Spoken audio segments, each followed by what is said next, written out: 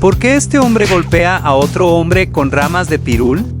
¿Y por qué este hombre se frota el cuerpo con hojas de pirul? ¿Y ahora? ¿Por qué este hombre coloca ramas de pirul bajo su almohada? Sagrado, curativo e imponente, así es el molle, el árbol de la vida peruana, el pirul.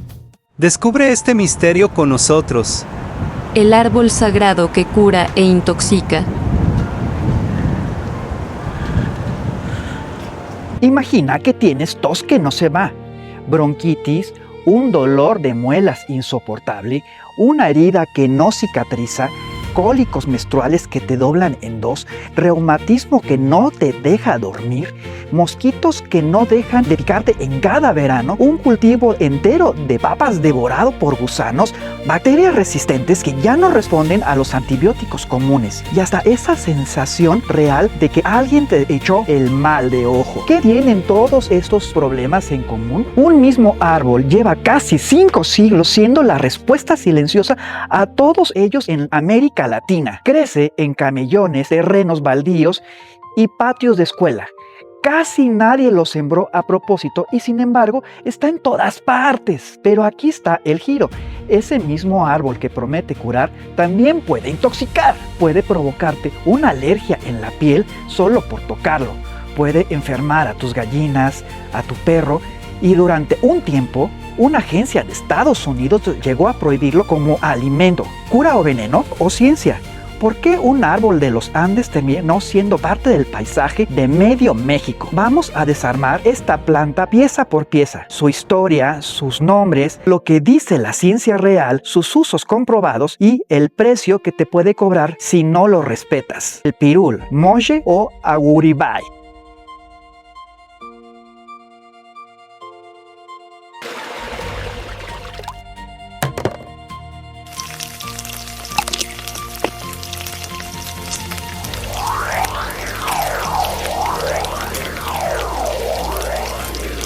Origen e historia. Los incas lo llamaban muji y le dieron el nombre del árbol de la vida. La razón que dan las fuentes es que usaban su resina para embalsamar a los muertos, ayudando a preservar mejor los cuerpos. Además de esa práctica funeraria, el árbol era alimento, medicina y fuente de chicha, bebida hecha del fermentado de los frutos en agua, y se plantaba a lo largo de los caminos del imperio para dar sombra y protección a los chasquis, los mensajeros incas. ¿Cómo es y de qué estamos hablando? El árbol de molle, Esquinos molle, también conocido como pirul o aguaribay, es una especie dioica, lo que significa que existen ejemplares macho y ejemplares hembra separados. No es posible distinguirlos visualmente por el tronco o las hojas, por lo que se debe revisar sus estructuras reproductivas. Se dice popularmente que el árbol que da frutos es hembra y el árbol que solamente da flores es macho. Esto es un grano de pirul, la famosa pimienta rosa. Pesa entre 0.04 y 0.5 gramos. Es decir, que hay entre 20 y 25 granos por cada gramo, ya que el fruto mide apenas de 5 a 6 milímetros de diámetro. Y con este grano se elabora una bebida ancestral, la chicha de mulle o molle. ¿Cómo se elabora la chicha de molle o pirul? Si pensamos en una bebida tradicional de los Andes, probablemente lo primero que nos viene a la cabeza es la chicha de maíz, pero habían otras chichas. Y una de las más interesantes se hacía con los pequeños frutos rosados del molle, el árbol que los incas llamaban mushi. Entonces, ¿cómo se preparaba? Bueno, aquí tenemos que hacer una aclaración. No existe una receta escrita por los incas que nos diga exactamente, pon tantos kilos de molle y déjalo tantos días. Lo que tenemos son registros históricos, arqueológicos y sobre todo tradiciones que sobrevivieron en diferentes regiones de los Andes. Y aunque las recetas cambian de un lugar a otro, la idea fundamental es bastante sencilla. Extraer los azúcares del fruto y después dejar que las levaduras lo conviertan en alcohol. Primero, recoge el molle, se utilizan los frutos maduros del árbol, Esos pequeños frutos que normalmente vemos de color rosado o rojizo tienen una parte exterior bastante dulce. Y precisamente esos azúcares son los que permiten que ocurra la fermentación.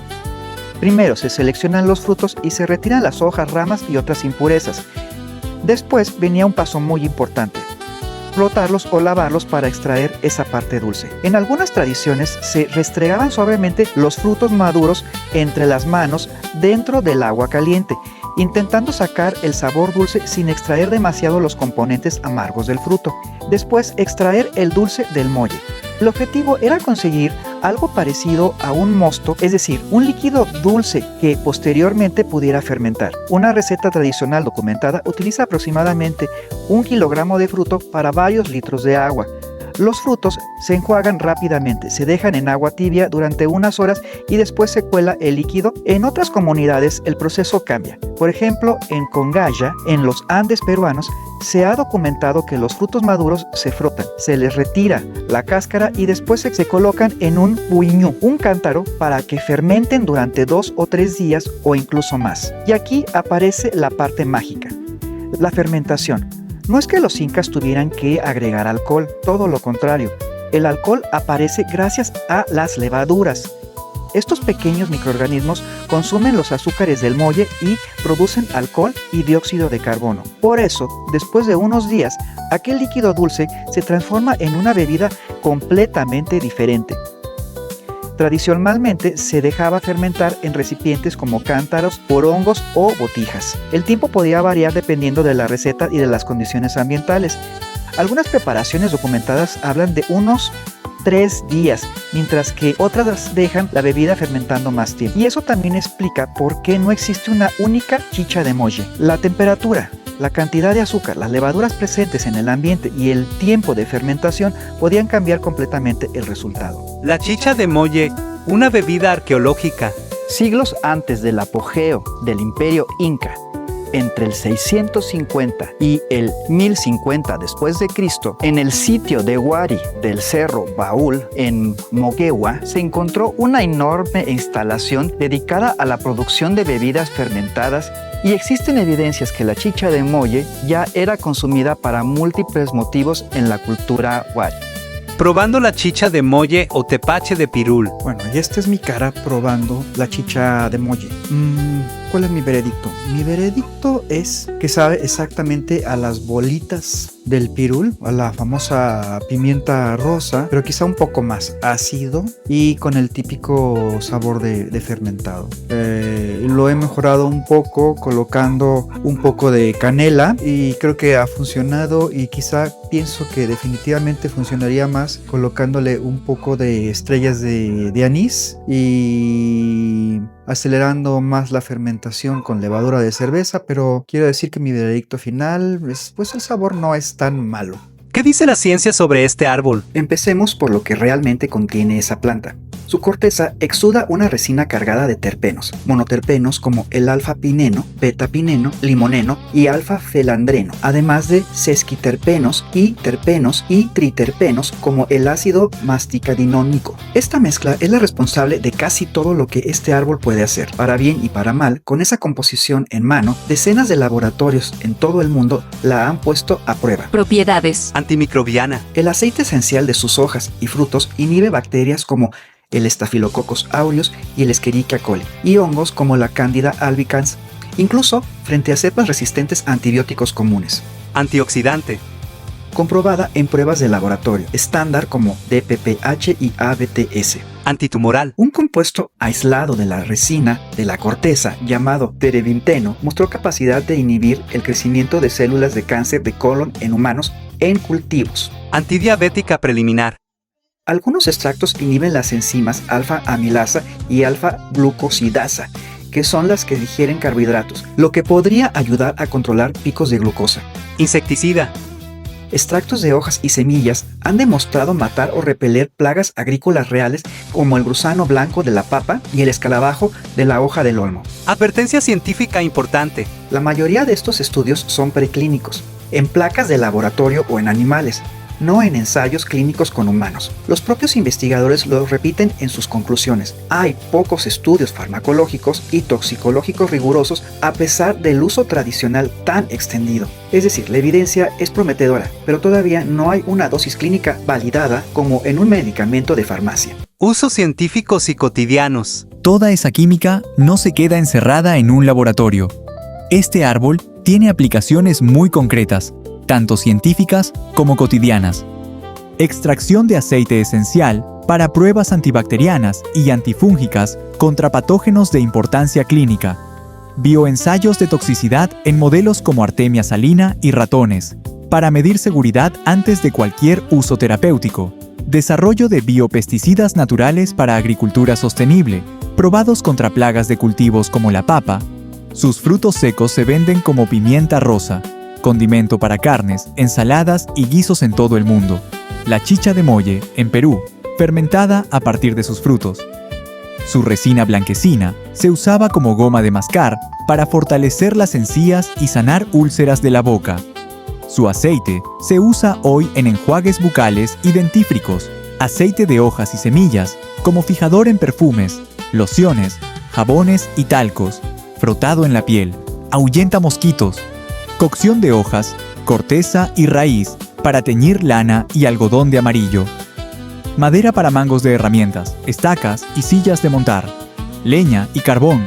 Sus ramas se emplean en limpias para tratar padecimientos culturales como el mal de ojo, el susto y el mal aire, sobre todo en el centro y sur del país. ¿Cómo llegó a México? ¿Y cómo cruzó un océano y una cordillera para llegar a México? La historia apunta a un solo hombre, Antonio de Mendoza y Pacheco, primer virrey de la Nueva España entre 1535 y 1550, quien después fue trasladado como virrey al Perú. Al llegar allá, a fines de 1550, mandó recolectar semillas de este árbol para enviarlas de vuelta a México y para su posterior cultivo. Hay un dato que hace la historia todavía más intrigante. El naturalista Francisco Hernández ya había descrito este árbol en territorio mexicano 20 años antes que Mendoza fuera trasladado a Perú. Eso sugiere que pudo llegar incluso antes de 1550, probablemente por el intenso comercio entre los virreinatos de Perú y la Nueva España.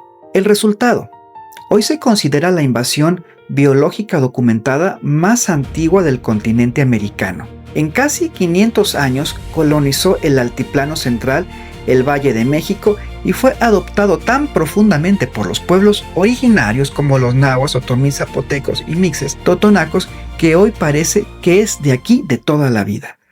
La limpia con pirul. La limpia ya existía antes que el pirul llegara. La limpia o barrida es una técnica ritual prehispánica documentada en náhuatl como Ochpantli o Teuchpantle, usada para tratar los llamados síndromes de filiación cultural. El mal de ojo, el susto, el mal aire, el embrujo. La lógica detrás es que estas dolencias son causadas por la pérdida de una entidad anímica, el tonayi, o por la intrusión de energía dañina, y se curan frotando al enfermo con manojos de hierbas, huevos u otros objetos considerados purificantes. Es decir, el ritual es mesoamericano, puro, y originalmente se hacía con plantas nativas de la región. ¿Por qué el pirul se volvió el protagonista? Cuando el pirul llegó en el siglo XV y se propagó con rapidez extraordinaria por el Valle de México y el Altiplano, se encontró con un vacío perfecto que pudo llenar. Disponibilidad total. Se volvió el árbol más común de calles, panteones, ranchos, patios de iglesias en el centro y el sur del país, y mucho más accesible que otras plantas rituales. Aroma y resina intensos. Al igual que el copal, sus hojas y resina desprenden un olor fuerte al quemarse o al frotarse, y ese humo se interpretó como un vehículo para llevarse las energías negativas. Sus ramas barren con el viento. Hay quien atribuye su reputación a que sus ramas colgantes se mecen todo el tiempo, dando la impresión visual de estar barriendo un plano invisible. Adopción indígena, mixes, zapotecos, totonacos y otomís lo integraron pronto como remedio contra el mal de ojo, dándole nombres propios en sus lenguas. En otras palabras, el pirul no inventó la limpia, pero se convirtió en su herramienta por defecto, simplemente porque estaba en todas partes y físicamente se parecía a lo que ya buscaban en una planta ritual. Un antecedente andino ya lo predisponía. Este papel no era del todo nuevo para la especie. En los Andes ya era un árbol sagrado desde tiempos preincaicos. Hay registro de ofrendas con chicha de molle en la cultura wari, siglo I al III después de Cristo. Y entre incas y aymaras se le atribuía protección y sanación en 15 días. Existe incluso una leyenda peruana de una cruz sagrada que habría salido del interior de un pirul o molle en la sierra. Es decir, el árbol ya cargaba un simbolismo protector antes de cruzar el océano hacia México, y ese simbolismo viajó con él. ¿Cómo se usa concretamente contra la mala suerte y el mal de ojo? Los registros etnográficos documentan variantes regionales muy específicas. Oaxaca se barea al enfermo con un manojo de ramas rociando con alcohol y se le barre el cuerpo con un huevo criollo. Ciudad de México se combina un ramo de pirul con Santa María, ruda y romero. Se pasa por todo el cuerpo y luego se quema para desaparecer el mal. Estado de México, el ramo se pasa por el órgano donde se alojó el aire, ojos, nariz, boca, y se tira en un cruce de caminos sin mirar atrás. Michoacán, Hidalgo, se hace un cocimiento de las ramas, a veces con romero, ruda o manrubio, para tratar específicamente la brujería o el susto. Con el tiempo, este mismo ritual se extendió del terreno de la salud al terreno de la fortuna. Hoy es común encontrar limpias de fin de año con pirul, romero y albahaca explícitamente vendidas como rituales para atraer el éxito, abundancia y el dinero y cerrar el ciclo de mala suerte. Una práctica que incluso figuras públicas han realizado abiertamente en Año Nuevo. El árbol de las brujas.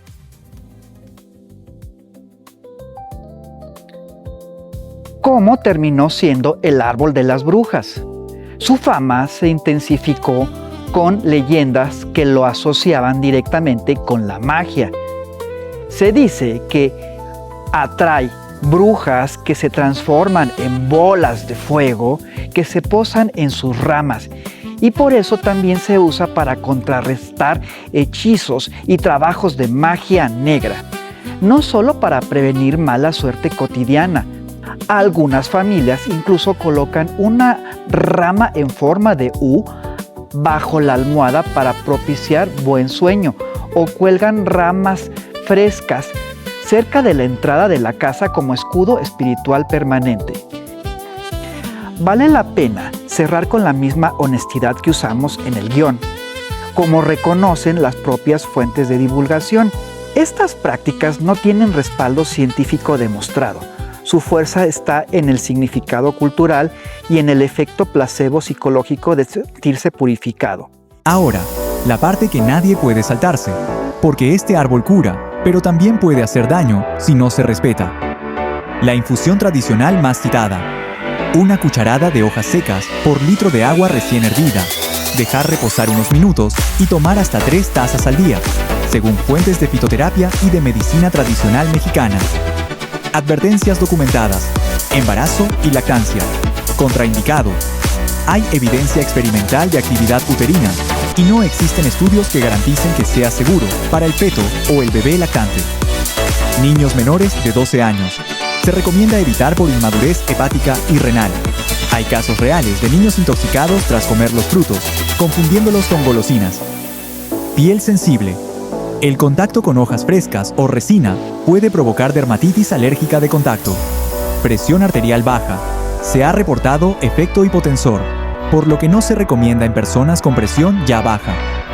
Interacciones con medicamentos Puede potenciar antihipertensivos y fármacos que bajan el azúcar. Precaución también con anticoagulantes. Uso prolongado. No se recomienda por periodos largos ni en dosis altas, por posible toxicidad hepática. No existe una dosis máxima diaria oficialmente establecida para consumo humano. Es la limitación de seguridad más citada por los propios especialistas. Ojo con la confusión. No es lo mismo que Chinus terebintifolius, un pariente mucho más tóxico, alergénico e invasivo. Entonces, ¿cura o veneno? La respuesta honesta es ambas cosas, según la dosis, la parte de la planta y quién la consume. Durante 500 años cruzó fronteras, cambió de nombre en cada país, entró a la medicina de los incas y a las limpias mexicanas, y hoy sigue en los laboratorios demostrando que la ciencia todavía no termina de entender del todo a este árbol que la mayoría de nosotros ha visto 1000 veces, sin saber su historia. Hola, por favor, suscríbete y da like. Un árbol y 1000 nombres. Un árbol, 1000 nombres. El mismo árbol, casi el mismo aspecto, pero un nombre distinto en cada región. Como dice un dicho popular sobre esta especie, el nombre científico es como el DNI de una persona, único e irrepetible en cualquier parte del mundo. El nombre común, en cambio, es como un apodo familiar. Pirul, árbol del Perú. Tzactumi, Tzactumi, Tzantuni. En náhuatl, Peloncuahuitl. En otomí, Chaza, Chaza.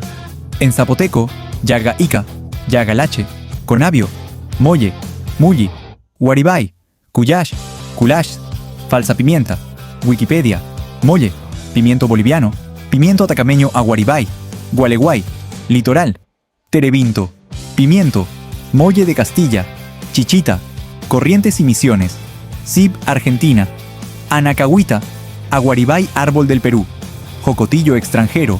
Pimienta de California. Pimentillo, Brasil. Colombia. Aroeira. Con muchas variantes. Aroeira mansa. Aroeira vermelha.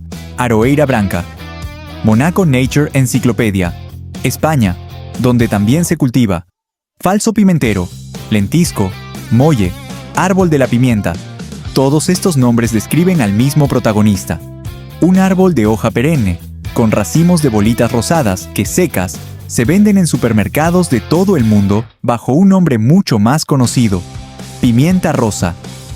Pero el tiempo se lleva lo que fue nuestra razón, que aunque intento seguir sin mirar atrás, el dolor me atrapa, no puedo escapar. La lágrima cae de sola historia más.